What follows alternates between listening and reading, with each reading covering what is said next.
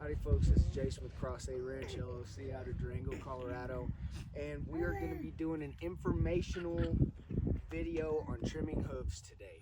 This is our main herd sire, Sonny. He's 100% New Zealand Kiko, and the benefit to this is if you have any type of hoof issues, any like they're growing wonky, this will correct it. It's corrected it for me. I'm not by any way saying what y'all should be doing, what you're not, what you should and shouldn't be doing, you know, but I'm just going to show you what we do, and it works great. Obviously Sonny's ready to go here, so I'm just going to start on this side and just kind of work my way around with them. And so basically these are the tools that I use: is a hoof knife, a pair of pony clippers, and a good sharp rasp. You might have to spend a little bit of money on these two things, but I promise you they're what helps the hoof regrow the way that it needs to.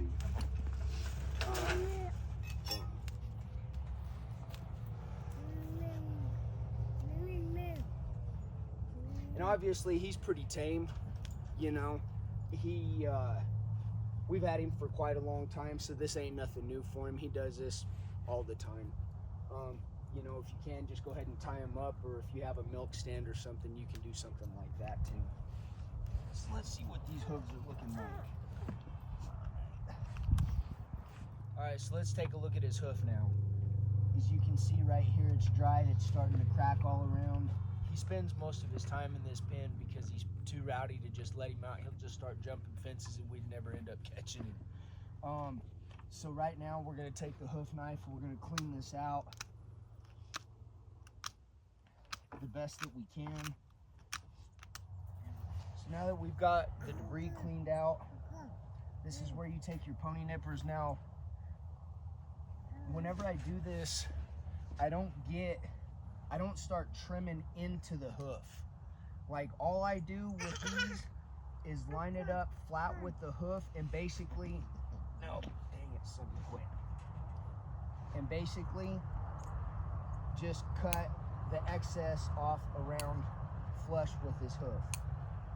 And you know, if you feel like you're starting to get into a little bit of meat, or if I feel like I'm starting to get into a little bit of meat, I just back off and pull them up a little bit.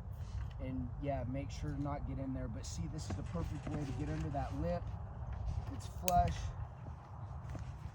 Boom. Boom.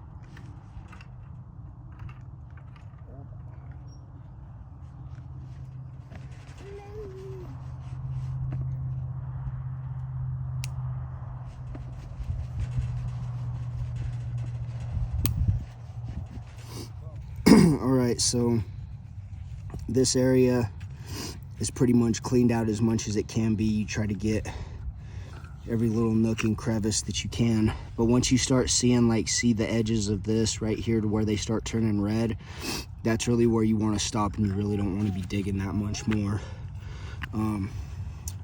But yeah, so now I'm going to basically take this, look down the pad of his hoof, and just try to make that as flat as I possibly can. It doesn't look like it from where you guys are sitting, but where I'm looking.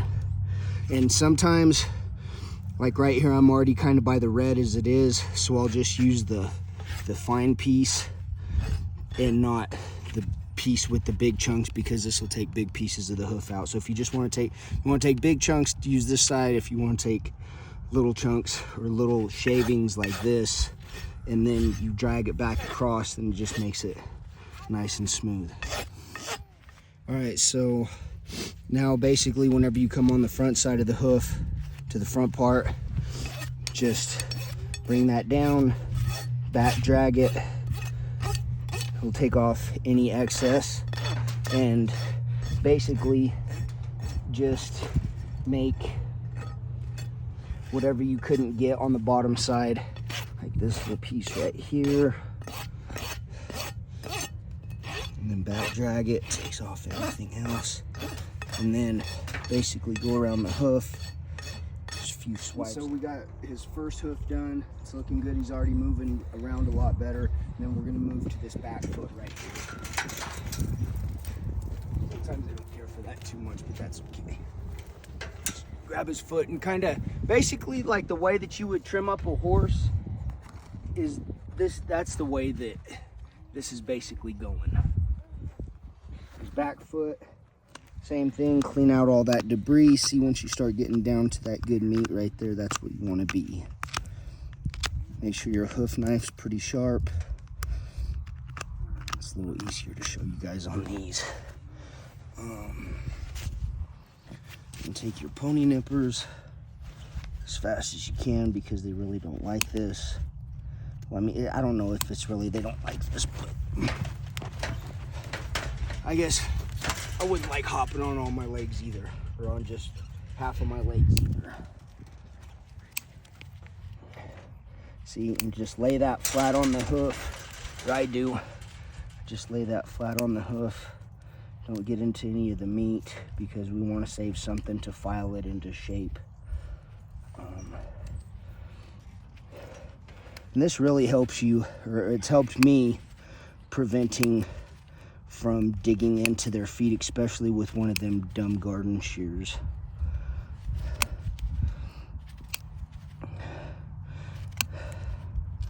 See, and then that's what the hoof is supposed to look like once you get done with these right here. Put that in there, give it a little clean out, okay. Fine side, because we don't really want to take a whole bunch off. We just want to shape this hoof, just basically like they would be walking on a rock. See how I'm saying? Boom. So basically, the reason why you do something like this, especially for a guy that's this big, I don't know, he's got to weigh somewhere upwards of, I don't know, 200 pounds. And so, you know, you really want to make his feet as comfortable as you can for him to get the longevity and you know, make sure that he's healthy for that duration as well. Basically, if you can make sure that their feet are healthy, you know, they'll pretty much run on their own, especially with these Kikos. And they're pretty fantastic animals. But see, now you can look at his hooves. His hooves are, he can move around real nice now. Now they can grow back in straight, and they can grow back in nice too. Listen.